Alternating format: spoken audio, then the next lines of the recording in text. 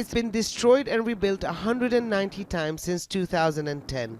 The village of al-Arakib, home to Al-Turi Bedouin tribe in the Negev desert, one of the so-called legally unrecognized villages in Israel. There are barely any standing constructions left, but people still live here among their ancestors in vans and trucks. They don't acknowledge anything Bedouin.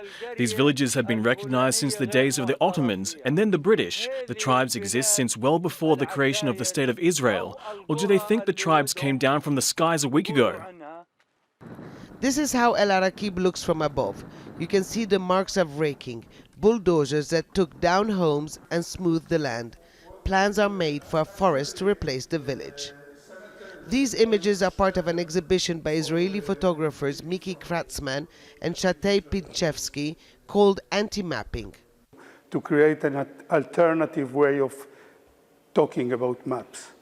Yes, we believe that the state doesn't want us to see or to understand where the Palestinian villages and the Green Line, and in those days, what's happened daily in the unrecognized Bedouin villages. Yes, they don't want us to see. KRASTMAN and Pinchevsky took thousands of pictures by drone and then superimposed them to provide high-resolution images that show a reality that is uncomfortable for many Israelis. Like Palestinian villages, the dark spots on this picture razed to the ground in 1948 when Israel was created. This is the spot where that picture was taken. Now, somewhere there used to be the village of Jamama. We can't figure out where exactly from this vantage point. It's all been covered with agricultural land, one of the many ways to erase Palestinian heritage from inside the borders of Israel. Land confiscated and covered. Here there used to be the village of SAYAH, now a training base for the military.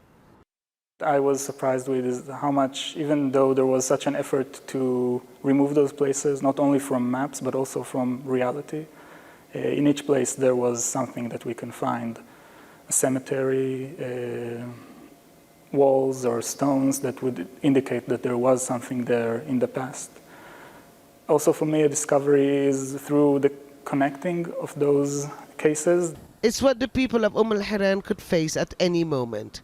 Plans are in the works for it to be replaced by a newly built Israeli town with the same name. Other places like Khan al-Ahmar are also under threat of disappearing.